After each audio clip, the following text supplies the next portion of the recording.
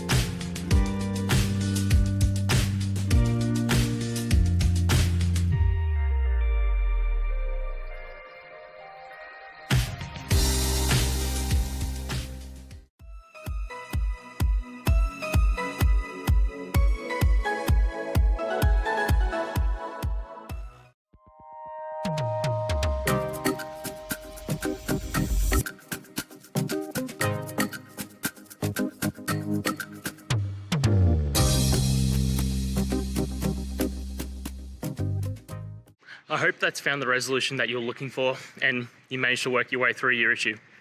Please, if it did help, hit subscribe. I'd really appreciate it.